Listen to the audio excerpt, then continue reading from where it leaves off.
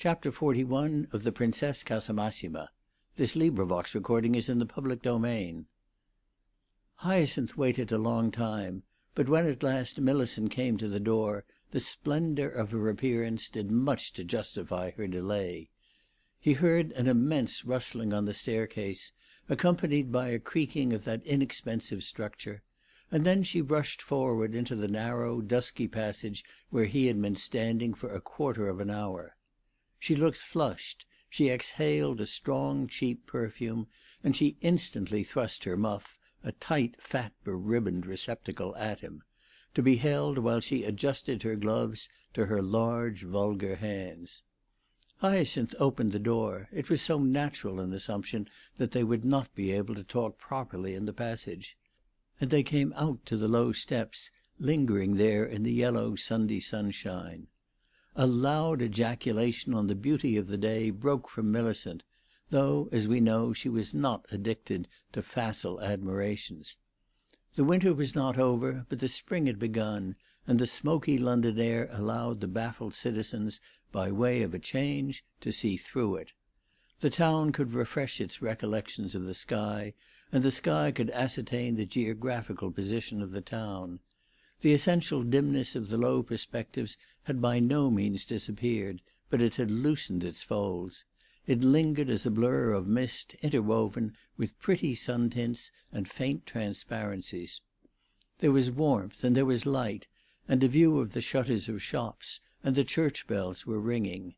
Miss Henning remarked that it was a shime she couldn't have a place to ask a gentleman to sit down; but what were you to do when you had such a grind for your living, and a room to keep yourself tidy no bigger than a pill-box? She couldn't herself abide waiting outside. She knew something about it when she took things home to ladies to choose. The time they spent was long enough to choose a husband. And it always made her feel quite miserable. It was something cruel. If she could have what she liked, she knew what she would have; and she hinted at a mystic bower where a visitor could sit and enjoy himself, with the morning paper, or a nice view out of the window, or even a glass of sherry, so that in an adjacent apartment she could dress without getting in a fidget, which always made her red in the face. "I don't know how I have pitched on my things," she remarked, presenting her magnificence to Hyacinth, who became aware that she had put a small plump book into her muff. He explained that, the day being so fine, he had come to propose to her to take a walk with him, in the manner of ancient times.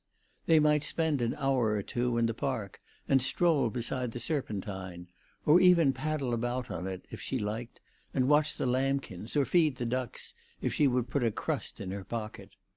The prospect of paddling Miss Henning entirely declined; she had no idea of wetting her flounces, and she left those rough pleasures, especially of a Sunday, to a lower class of young woman. But she didn't mind if she did go for a turn, though he didn't deserve any such favour, after the way he hadn't been near her if she had died in her garret. She was not one of those that was to be dropped and taken up at any man's convenience. She didn't keep any one of those offices for servants out of the place. Millicent expressed the belief that if the day had not been so lovely, she would have sent Hyacinth about his business. It was lucky for him that she was always forgiving, such was her sensitive, generous nature, when the sun was out. Only there was one thing: she couldn't abide making no difference for Sunday. It was her personal habit to go to church, and she should have it on her conscience if she gave it up for a lark. Hyacinth had already been impressed, more than once, by the manner in which his blooming friend stickled for the religious observance. Of all the queer disparities of her nature, her devotional turn struck him as perhaps the queerest. She held her head erect through the longest and dullest sermon, and came out of the place of worship with her fine face embellished by the publicity of her virtue. She was exasperated by the general secularity of Hyacinth's behaviour, especially taken in conjunction with his general straightness, and was only consoled a little by the fact that if he didn't drink, or fight, or steal, at least he indulged in unlimited wickedness of opinion, theories as bad as anything that people got 10 years for. Hyacinth had not yet revealed to her that his theories had somehow lately come to be held with less tension. An instinct of kindness had forbidden him to deprive her of a grievance which ministered so much to sociability. He had not reflected that she would have been more aggrieved, and consequently more delightful, if her condemnation of his godlessness had been deprived of confirmatory indications. On the present occasion she let him know that she would go for a walk with him if he would first accompany her to church, and it was in vain he represented to her that this proceeding would deprive them of their morning, inasmuch as after church she would have to dine, and in the interval there would be no time left. She replied, with a toss of her head, that she dined when she liked; besides, on Sundays she had cold fare; it was left out for her, an argument to which Hyacinth had to assent, his ignorance of her domestic economy being complete, thanks to the maidenly mystery, the vagueness of reference and explanation, in which, in spite of great freedom of complaint, perpetual announcements of intended change, impending promotion and high bids for her services in other quarters, she had always enshrouded her private affairs. Hyacinth walked by her side to the place of worship she preferred; her choice was made apparently from a large experience, and as they went he remarked that it was a good job he wasn't married to her. Lord, how she would bully him, how she would squeeze him in such a case! The worst of it would be that, such was his amiable, peace-loving nature, he would obey like a showman's poodle. And pray, whom was a man to obey, asked Millicent, if he was not to obey his wife? She sat up in her pew with a majesty that carried out this idea. She seemed to answer in her proper person for creeds and communions and sacraments. She was more than devotional, she was almost pontifical. Hyacinth had never felt himself under such distinguished protection. The Princess Casamassima came back to him in comparison as a bohemian, a shabby adventuress. He had come to see her to-day, not for the sake of her austerity, he had had too gloomy a week for that, but for that of her genial side. Yet now that she treated him to the severer spectacle, it struck him for the moment as really grand sport, a kind of magnification of her rich vitality. She had her phrases and caprices, like the Princess herself, and if they were not the same as those of the lady of Madeira Crescent, they proved at least that she was as brave a woman. No one but a capital girl could give herself such airs. She would have a consciousness of the large reserve of pliancy required for making up for them. The Princess wished to destroy society, and Millicent wished to uphold it; and as Hyacinth, by the side of his childhood's friend, listened to practised intonings, he was obliged to recognise the liberality of a fate which had sometimes appeared invidious. He had been provided with the best opportunities for choosing between the beauty of the original and the beauty of the conventional. Fortunately, on this particular Sunday, there was no sermon. Fortunately, I mean from the point of view of Hyacinth's heretical impatience, so that after the congregation dispersed there was still plenty of time for a walk in the park. Our friends traversed that barely interrupted expanse of irrepressible herbage which stretches from the Birdcage Walk to Hyde Park Corner, and took their way to Kensington Gardens beside the Serpentine.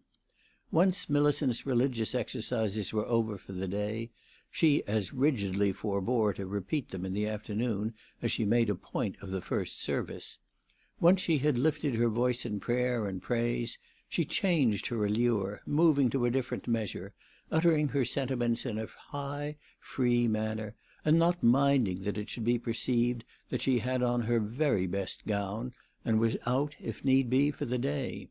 She was mainly engaged for some time in overhauling Hyacinth for his long absence, demanding, as usual, some account of what he had been "up to." He listened to her philosophically, liking and enjoying her chaff, which seemed to him, oddly enough, wholesome and refreshing, and absolutely declining to satisfy her.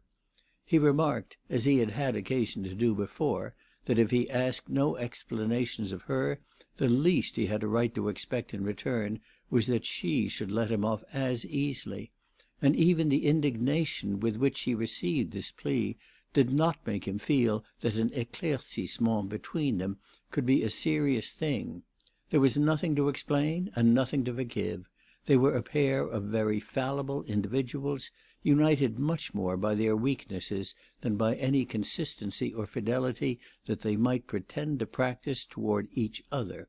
It was an old acquaintance, the oldest thing to-day, except Mr. Vetch's friendship, in Hyacinth's life; and strange as this may appear, it inspired our young man with a kind of indulgent piety.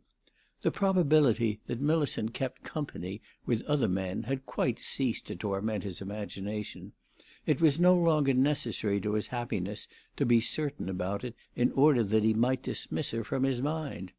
He could be as happy without it as with it, and he felt a new modesty in regard to prying into her affairs. He was so little in a position to be stern with her that her assumption that he recognized a right on her own part to chide him seemed to him only a part of her perpetual clumsiness, a clumsiness that was not soothing, but was nevertheless in its rich spontaneity one of the things he liked her for. "If you have come to see me only to make jokes at my expense, you had better have stayed away altogether," she said with dignity, as they came out of the Green Park. "In the first place it's rude, in the second place it's silly, and in the third place I see through you." "My dear Millicent, the motions you go through, the resentment you profess, are purely perfunctory," her companion replied. "But it doesn't matter. Go on. Say anything you like. I came to see you for recreation, for a little entertainment without effort of my own. I scarcely ventured to hope, however, that you would make me laugh. I have been so dismal for a long time. In fact, I am dismal still. I wish I had your disposition. My mirth is feverish." "The first thing I require of any friend is that he should respect me," Miss Henning announced. "You lead a bad life. I know what to think about that," she continued irrelevantly. "And is it out of respect for you that you wish me to lead a better one? To-day, then, is so much saved out of my wickedness. Let us get on the grass," Hyacinth continued. "It is innocent and pastoral to feel it under one's feet. It's jolly to be with you. You understand everything." "I don't understand everything you say, but I understand everything you hide," the young woman returned, as the great central expanse of Hyde Park, looking intensely green and browsable, stretched away before them. "Then I shall soon become a mystery to you, for I mean from this time forth to cease to seek safety in concealment. You'll know nothing about me then, for it will all be under your nose." "Well, there's nothing so pretty as nature," Millicent observed, surveying the smutty sheep who find pasturage in the fields that extend from Knightsbridge to the Bayswater Road. "What will you do when you're so bad you can't go to the shop?" she added, with a sudden transition. And when he asked why he should ever be so bad as that, she said she could see he was in a fever. She hadn't noticed it at first, because he never had had any more complexion than a cheese.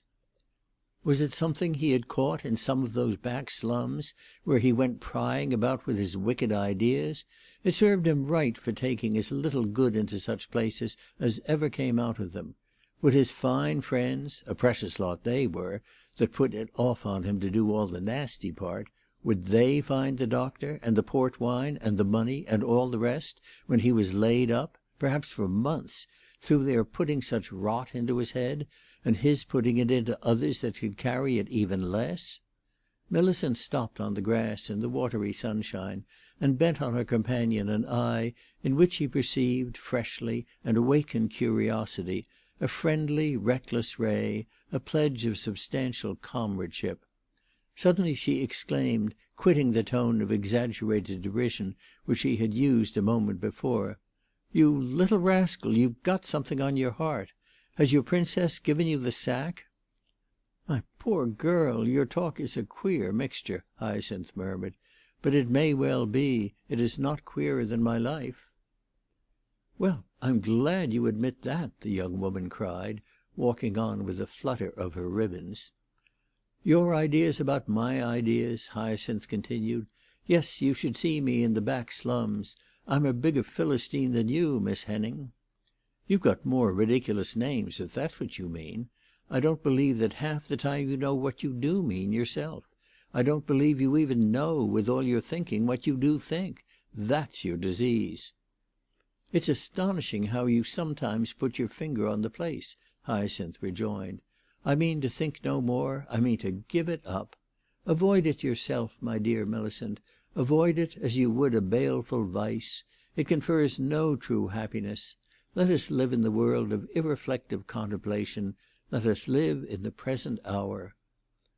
"I don't care how I live, nor where I live," said Millicent, "so long as I can do as I like. It's them that are over you; it's them that cut it fine. But you never were really satisfactory to me; not as one friend should be to another," she pursued, reverting irresistibly to the concrete, and turning still upon her companion that fine fairness which had no cause to shrink from a daylight exhibition.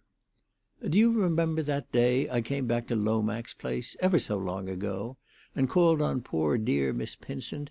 She couldn't abide me; she didn't like my form. And waited till you came in, and went out for a walk with you, and had tea at a coffee shop?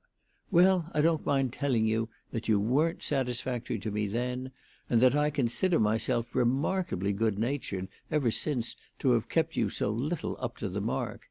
You always tried to carry it off as if you were telling one everything, and you never told one nothing at all." "What is it you want me to tell, my dear child?" Hyacinth inquired, putting his hand into her arm. "I'll tell you anything you like." "I dare say you'll tell me a lot of trash. Certainly I tried kindness," Miss Henning declared. "Try it again; don't give it up," said her companion, strolling along with her in close association. She stopped short, detaching herself, though not with intention. "Well, then, has she chucked you over?" Hyacinth turned his eyes away.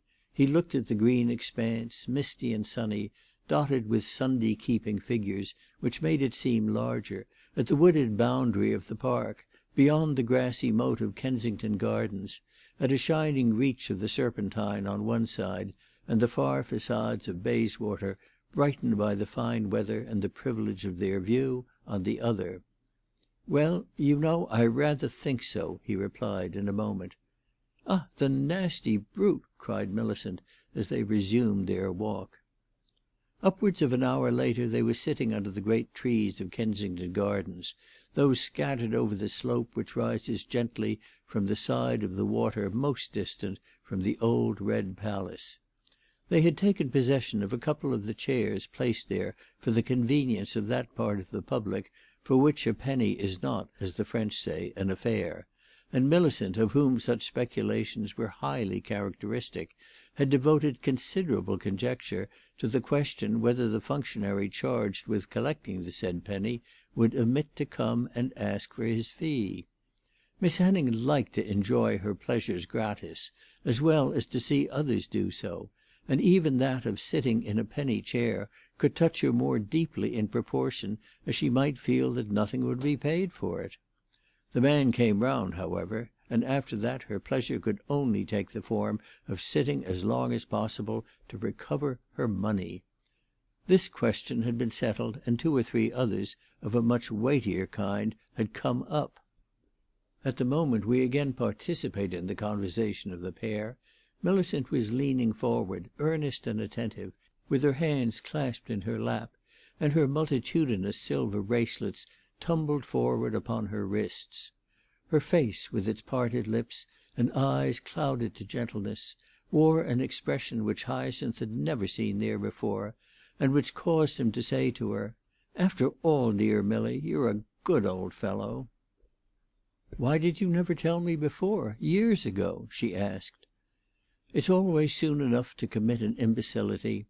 I don't know why I tell you to day, sitting here in a charming place, in balmy air, amid pleasing suggestions, without any reason or practical end. The story is hideous, and I've held my tongue for so long.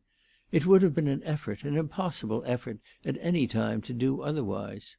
Somehow, to day it hasn't been an effort, and indeed I have spoken just because the air is sweet, and the place ornamental, and the day a holiday, and your company exhilarating. All this has had the effect that an object has if you plunge it into a cup of water. The water overflows. Only in my case it's not water, but a very foul liquid indeed. Excuse the bad odour." There had been a flush of excitement in Millicent's face while she listened to what had gone before.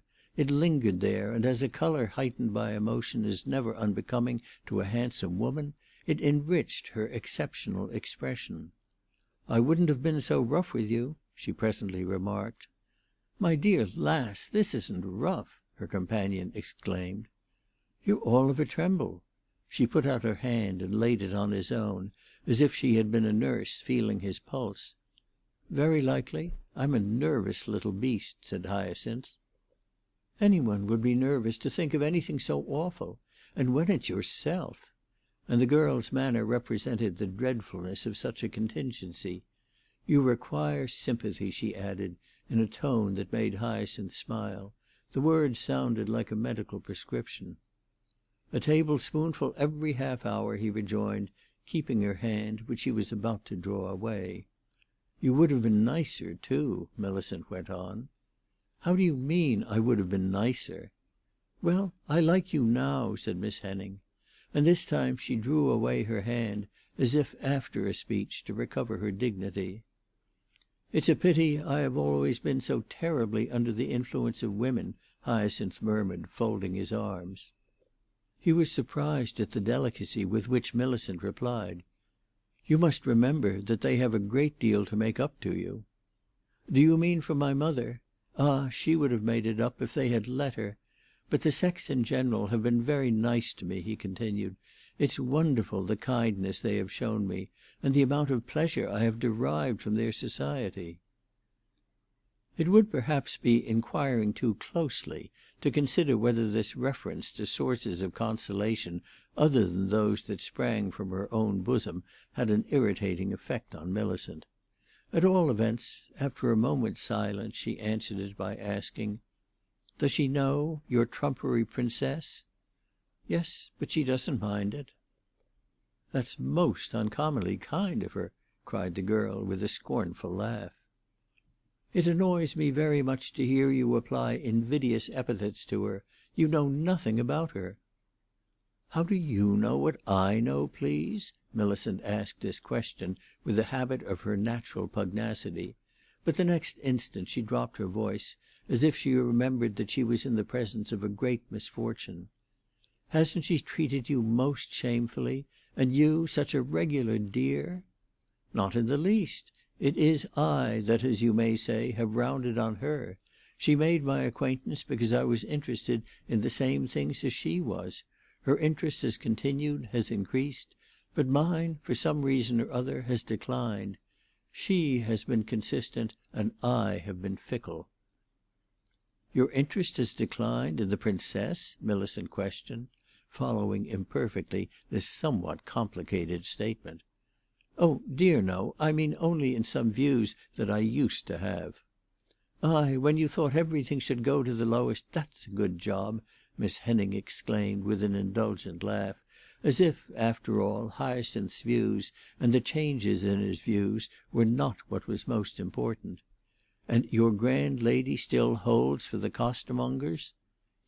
"She wants to take hold of the great question of material misery. She wants to do something to make that misery less. I don't care for her means, I don't like her processes. But when I think of what there is to be done, and of the courage and devotion of those that set themselves to do it, it seems to me sometimes that with my reserves and scruples I'm a very poor creature." "You are a poor creature, to sit there and put such accusations on yourself," the girl flashed out. "If you haven't a spirit for yourself, I promise you I've got one for you. If she hasn't chucked you over, why, in the name of common sense, did you say just now that she has? And why is your dear old face as white as my stocking?" Hyacinth looked at her a while without answering, as if he took a placid pleasure in her violence. "I don't know. I don't understand."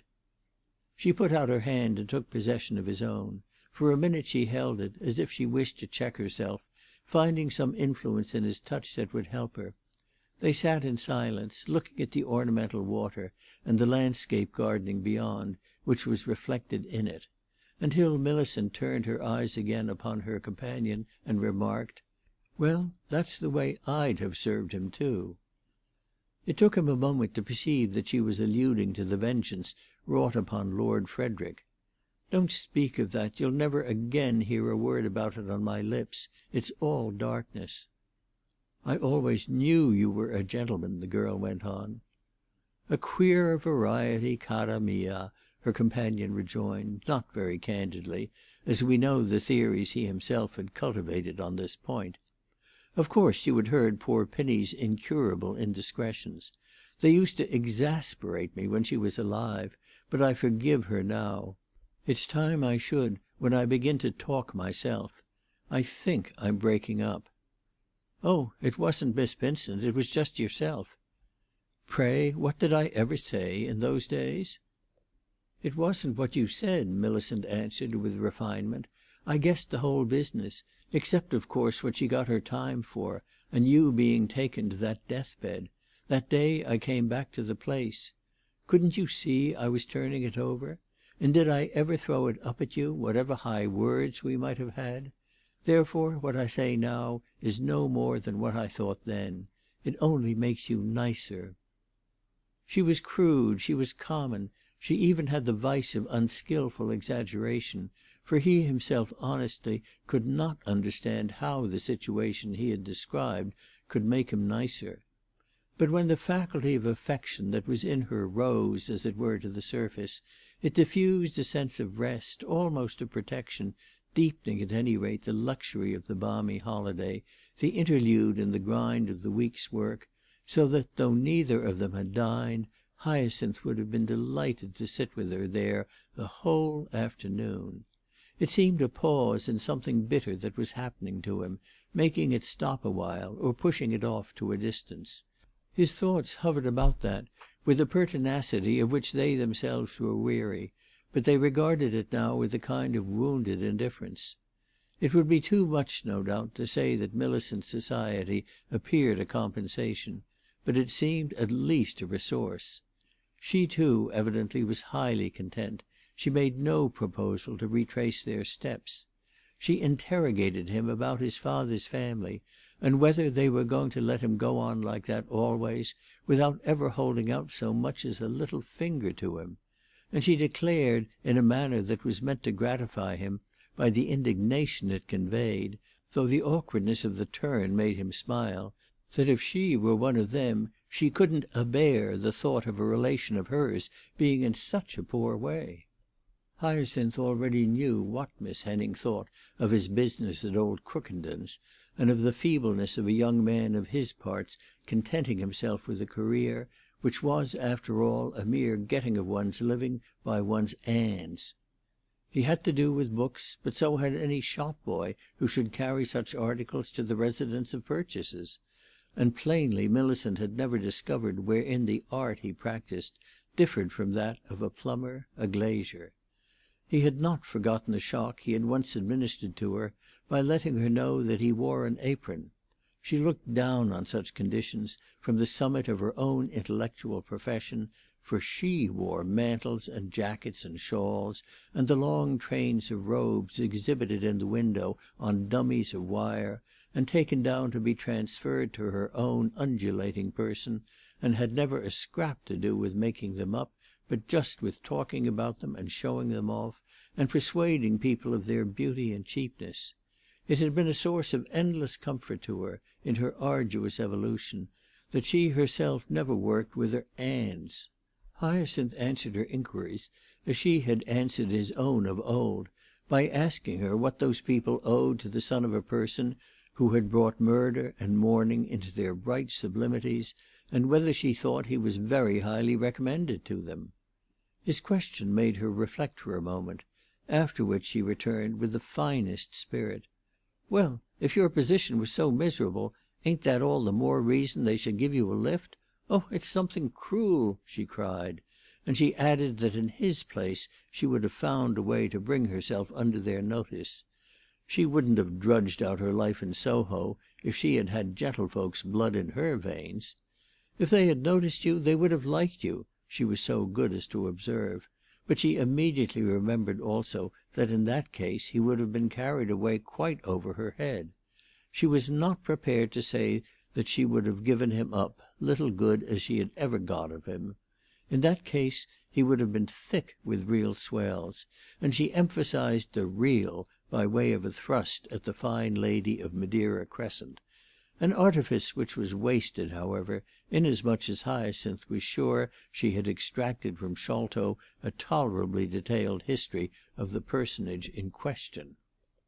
Millicent was tender and tenderly sportive, and he was struck with the fact that his base birth really made little impression upon her. She accounted it an accident much less grave than he had been in the habit of doing.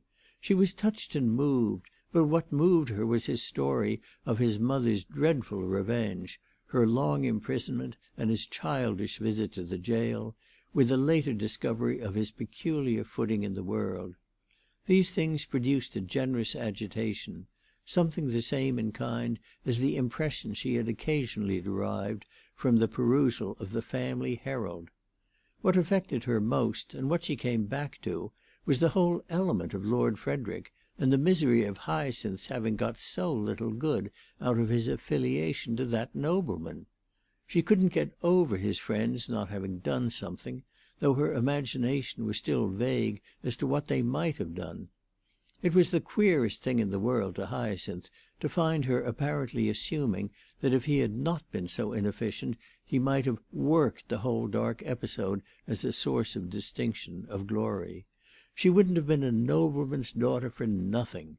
Oh, the left hand was as good as the right; her respectability for the moment didn't care for that. His long silence was what most astonished her.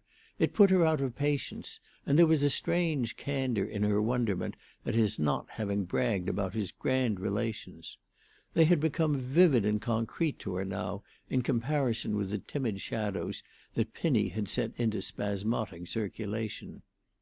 Millicent bumped about in the hushed past of her companion with the oddest mixture of sympathy and criticism, and with good intentions which had the effect of profane voices holloaing for echoes. "Me only? Me and her? Certainly I ought to be obliged, even though it is late in the day. The first time you saw her, I suppose you told her?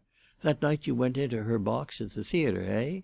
She'd have worse to tell you, I'm sure, if she could ever bring herself to speak the truth. And do you mean to say you never broke it to your big friend in the chemical line?" "No, we have never talked about it." "Men are rare creatures," Millicent cried. "You never so much as mentioned it?" "It wasn't necessary. He knew it otherwise. He knew it through his sister." "How do you know that, if he never spoke?" "Oh, because he was jolly good to me," said Hyacinth. "Well, I don't suppose that ruined him," Miss Henning rejoined. "And how did his sister know it?" "Oh, I don't know. She guessed it." Millicent stared. It was none of her business. Then she added, "He was jolly good to you. Ain't he good to you now?" She asked this question in her loud, free voice, which rang through the bright stillness of the place. Hyacinth delayed for a minute to answer her, and when at last he did so it was without looking at her. "I don't know. I can't make it out." "Well, I can, then." And Millicent jerked him round toward her and inspected him with her big bright eyes. "You silly baby, has he been serving you?" She pressed her question upon him. She asked if that was what disagreed with him. His lips gave her no answer, but apparently after an instant she found one in his face. "Has he been making up to her ladyship? Is that his game?" she broke out. "Do you mean to say she'd look at the likes of him?" "The likes of him? He's as fine a man as stands," said Hyacinth. "They have the same views. They are doing the same work." "Oh, he hasn't changed his opinions, then? Not like you." "No, he knows what he wants. He knows what he thinks." "Very much the same work, I'll be bound," cried Millicent in large derision. "He knows what he wants, and I dare say he'll get it." Hyacinth got up, turning away from her, but she also rose and passed her hand into his arm. "It's their own business. They can do as they please." "Oh, don't try to be a saint. You put me out of patience," the girl responded with characteristic energy. They're a precious pair, and it would do me good to hear you say so." "A man shouldn't turn against his friends," Hyacinth went on, with desperate sententiousness. "That's for them to remember. There's no danger of your forgetting it." They had begun to walk, but she stopped him. She was suddenly smiling at him, and her face was radiant. She went on, with caressing inconsequence: "All that you have told me. It has made you nicer." "I don't see that, but it has certainly made you so.